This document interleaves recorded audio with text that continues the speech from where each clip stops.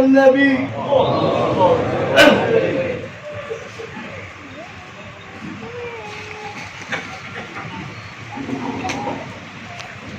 Assalamualaikum warahmatullahi wabarakatuh.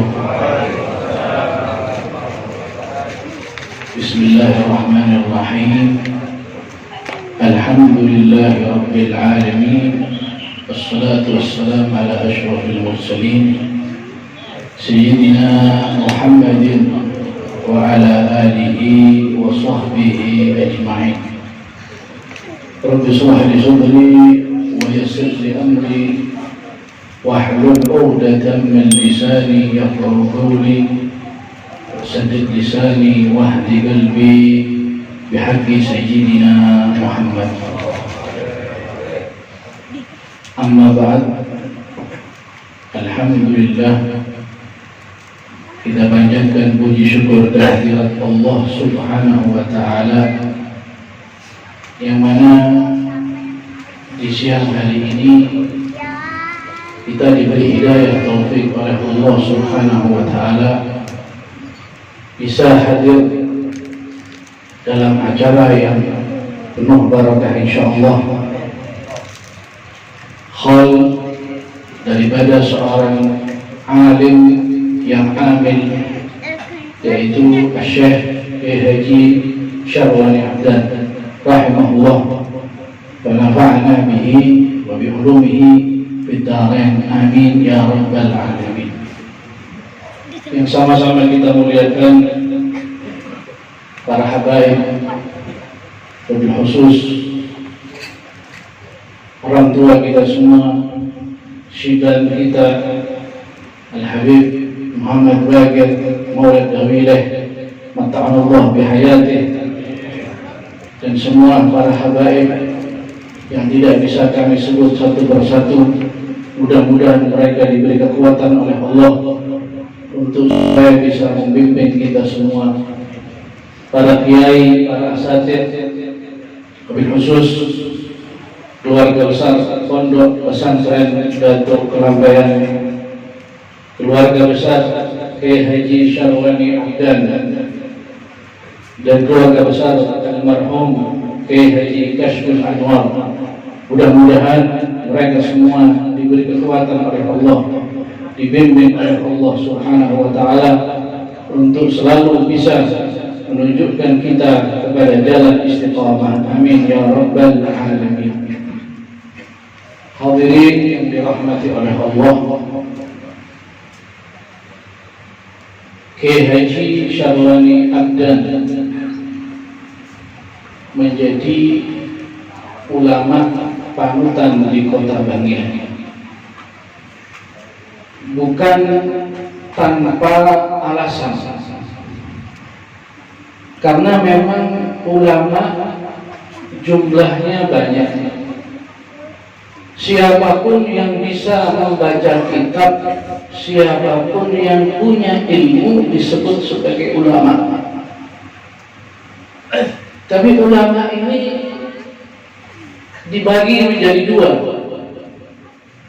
Ada ulama dunia, ada ulama akhirat. Kiai Syarwani Abdan masuk pada golongan ulama akhirat. Mengapa? Karena satu, beliau semenjak menuntut ilmu sudah mendapatkan bimbingan, sudah mendapatkan tuntunan daripada guru-guru beliau. Tadi kita dengar salah satu guru beliau adalah Syekh Muhammad Amin Qutbi. Di antara guru beliau juga Sayyid Alawi bin Abbas Az-Maliki. Di antara guru beliau juga Syekh Hasan Masyad, Syekh Umar Hamdan, yang kesemuanya mereka ini ulama, aulia, para wali-wali Allah.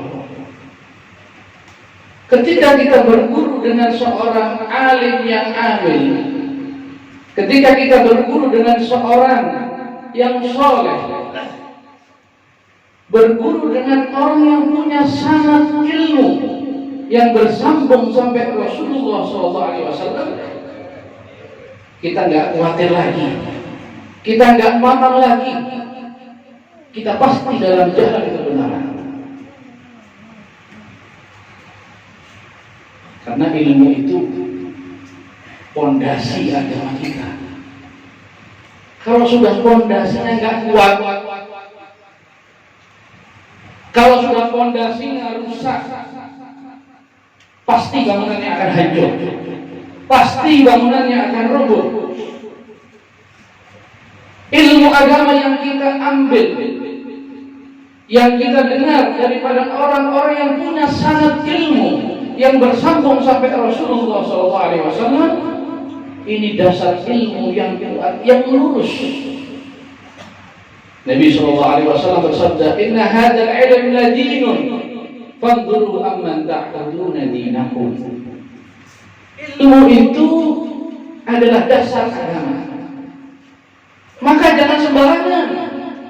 Perhatikan dari mana kalian mengambil ilmu agama. Maka kalau kita lihat, kita renungi para ulama, para wali, para kiai, para habaib yang dikhawli di Indonesia ini, gak jauh beda. Pasti asal usul ilmu mereka kalau nggak dari Mekah, dari Hadramut.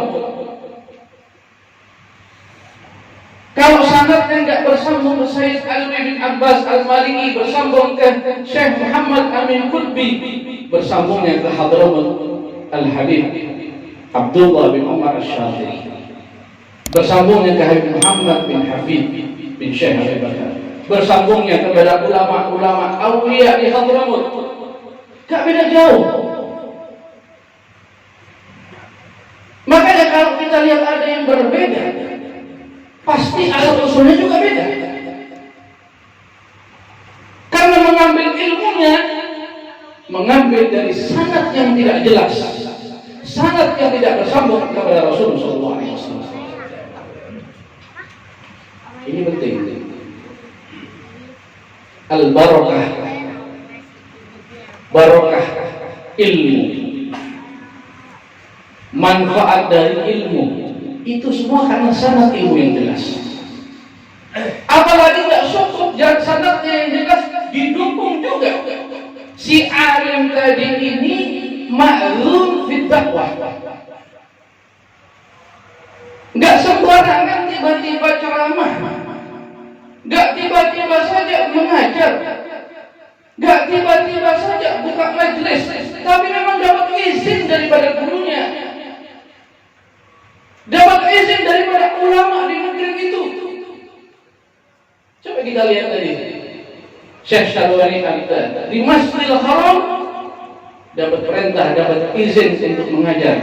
Siapa yang beri izin? Gurunya, Syekh Muhammad Amin Qutbi. Di Kota Bandung juga begitu. Beliau sampai di Kota Bandung tidak tiba-tiba saja buka pengajian besar, tidak tiba-tiba saja buka pesantren, enggak. Beliau bersilaturahmi, meminta izin, meminta petunjuk kepada ulama-ulama di Kota Bangia. Kalau sudah ilmunya yang disebarkan tanpa izin, tanpa adab, tanpa meminta izin, meminta dukungan daripada ulama-ulama di negeri itu, jangan berharap manfaat ilmunya, jangan berharap barokah ilmunya. Al-Imam Al-Habib Abdullah bin Muhsin Al-Qas radhiyallahu ta'ala anhu, beliau mengatakan, ad-da'i ila Allah la tuqbal da'watuh. Orang yang berdakwah di jalan Allah enggak akan bisa diterima dakwahnya illa idza kana ma'dunan lahu bid-dakwah, kecuali kalau sudah dapat izin dalam berdakwah, kecuali kalau sudah dapat izin berdakwah. Karena berdakwah ini mengajak manusia kepada ibadah, mengajak kepada kebenaran, kepada istiqomah. Kalau sudah tidak dapat izin, nggak sopan santun kepada ulama-ulama yang sebelumnya yang ada di negerinya, pasti mafsadahnya lebih banyak daripada maslahatnya. Hadirin yang dirahmati oleh Allah, tentu kita sayangkan ada beberapa oknum orang karena dorongan hawa nafsu, nggak toleh kanan, nggak toleh kiri, nggak menghargai wujudnya ulama-ulama sepuh, nggak menghargai adanya orang-orang besar di negerinya, di daerahnya. Kemudian tiba-tiba saja dia tanpa izin, tanpa sopan santun membuka majelis. Tentu kita sayangkan. Bagaimana majelisnya bisa merokah? Na'udzubillah. Ini bukan buka warung ini, bukan buka toko, bukan majelis ilmu. Harus ada doa, izin, dorongan dari ulama-ulama di tempat itu. Saya teringat cerita daripada Al-Habib Abu Bakar bin Husain As-Segaf rahimahullah. Di saat beliau mendapatkan perintah dari gurunya Al-Habib Abu Bakar Muhammad As-Segaf Gresik, diperintahkan Habib Abu Bakar bin Husain As-Segaf untuk membuka majelis ihya. Yang memerintah gurunya, yang memerintah adalah seorang wali kutub. Sebenarnya itu sudah cukup. Kenapa? Perintah guru, kebetulan gurunya seorang wali kutub. Tapi bagaimana adabnya? Bagaimana akhlak beliau? Beliau datang ke rumahnya Habib Husain bin Muhammad bin Tahir Al-Haddad, Habib Husain Jombang rahimahullah, datang ke rumah beliau. Apa yang disampaikan oleh Abu Bakar bin Husain As-Segaf? Wahai Husain bin Muhammad, ya Am Husain bin Muhammad, ini saya diperintahkan oleh guru saya Abu Bakar Muhammad As-Segaf Gresik, buka majelis ihya. Bagaimana kalau majelis ihya ini dibuka di rumah antum? Antum aula wa afdal. Engkau lebih utama, engkau lebih afdal. Izin, gak cukup izin aja. Beliau minta supaya majelis itu dijadikan di rumahnya Habib Husain Jombang. Apa kata Habib Husain Jombang? Lah, tidak mungkin, tidak bisa terjadi.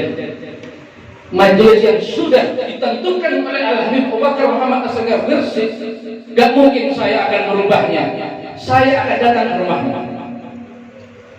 Padahal Habib Husain ini lebih tua, lebih sepuh. Tapi Husain Jombang merintahkan tetap di rumahnya Abu Bakar bin Husain dan beliau akan datang. Ini para ulama, mereka jadi aulia karena punya hati bersih. Mereka jadi aulia karena ada adab, ada akhlak. Kalau sudah ada akhlak gak ada, tasawuf gak ada. At-tasawuf wal akhlak. Tasawuf itu sebenarnya akhlak. Jangan ngaku sufi, jangan ngaku wali kalau kau gak punya akhlak. Kalau kau gak menjalankan adab, adab dijalankan, akhirnya apa yang terjadi? Terjadi barokah, ada manfaat, terus menerus sampai sekarang. Begitu juga Kiai Syarwani Abdad dapat izin dari gurunya dalam berdakwah, bagaimana? Tetap berjalan, pesantrennya jalan, majelisnya jalan, bukan sekedar jalan, berkembang, bertambah terus menerus, insya Allah sampai hari kiamat. hati-hati antara hawa nafsu dan dorongan agama. Hawa nafsu kuat, khususnya kita hidup di zaman ini. Kadang kita nggak sadar kita sedang mengikuti hawa nafsu, tapi kita nggak sadar karena banyak orang melakukan. Jadi kita merasa benar, kita merasa melakukan yang benar, padahal salah. Kita mengikuti hawa nafsu. Sayyidina Abdullah bin Mas'ud radhiyallahu anhu mengatakan, akan datang suatu zaman nanti ilmunya seseorang akan mengikuti hawa nafsunya. Bukan nafsunya mengikuti ilmu, bukan. Ambisinya mengikuti ilmu, bukan. Egonya mengikuti ilmu, bukan. Tapi ilmunya mengikuti ego. Ilmunya mengikuti ambisi. Ilmunya mengikuti syahwat. Ilmunya mengikuti nafsu. A'udzubillah.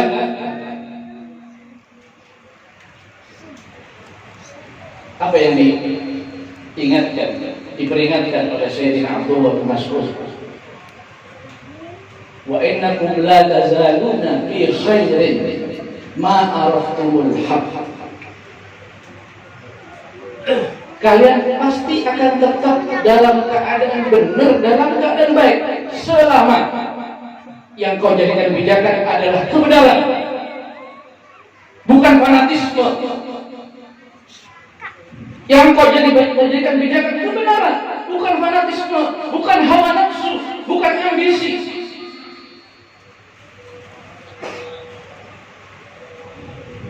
Terkadang fanatisme lebih didahulukan daripada kebenaran. Cinta kepada seseorang dijadikan pijakan sehingga buta akan kebenaran. Naudzubillah. Maka ini satu kunci bagi kita semua. Kalau kita ingin tetap dalam keadaan benar,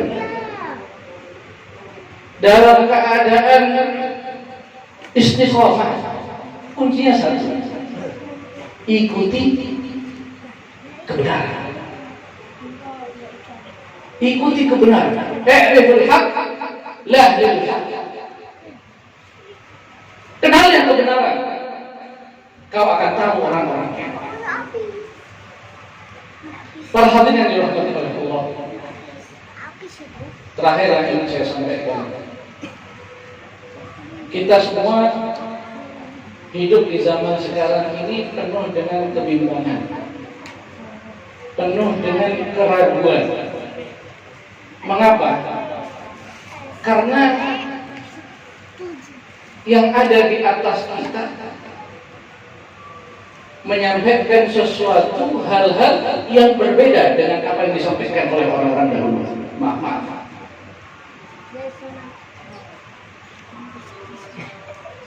Dalam bersikap, dalam bertindak, dalam berfatwa, tidak mengedepankan Al-Quran dan Sunnah dan as-salafus salih. Ingat, Al-Imam Sayyidina Hudzaifah bin Yaman radhiyallahu anhu mengatakan, nanti di akhir zaman itu yang terbaik di antara mereka adalah yang tidak mudah menentukan sikap, tidak mudah merubah sikap.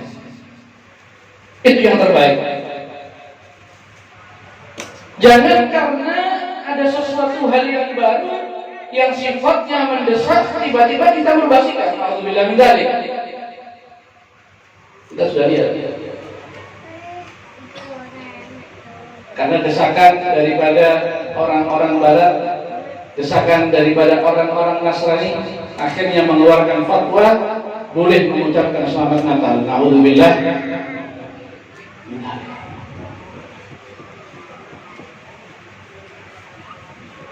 Gampang berubah.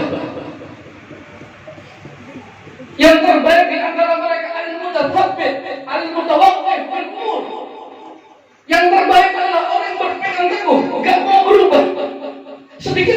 berubah. Bahkan dalam urusan pakaian saja kamu berubah. Dalam bersalaman saja kamu berubah. Apalagi dalam urusan akidah, na'udzubillah min dzalik. Nanti berfatwa Syiah itu enggak sesat. Gara-gara alasan persatuan Islam. Na'udzubillah. Berubahnya cepat sekali. Yang paling afdal di antara kalian di zaman itu adalah orang yang berpegang teguh kepada akidah ahli sunnah wal jamaah. Berpegang teguh kepada jalan salafus salihun, gak mau merubah sedikit pun. Silahkan engkau mau meledek aku, mencaci aku, menghina aku, memfitnah aku, memusuhi aku, bahkan aku di dunia sendiri tidak punya teman, tidak punya saudara, gak ada masalah. Yang penting aku di tariqah yang benar. Biarkan orang mengatakan aku orang ekstrim, biarkan orang mengatakan aku orang bodoh, biarkan orang mengatakan aku orang sesat, biarkan orang mengatakan aku orang yang tidak mengerti ilmu, asalkan aku di jalannya para aulia, asalkan aku di jalannya Habib Bakar Muhammad As-Sirajsi, asalkan aku di jalannya Al-Hayy Abdullah bin Ali Al-Haddad, asalkan aku di jalannya Kiai Syarwani Abdan, alaiha nahya wa alaiha namut wa alaiha nuqash, insyaallah. Amin. Insyaallah kita hidup dengan hal itu, mati dengan hal itu, dan kita dibangkitkan Allah insyaallah dalam memegang akidah Ahlus Sunnah wal Jamaah dan thariqah salaf. Amin ya rabbal alamin. Wassalamualaikum warahmatullahi wabarakatuh.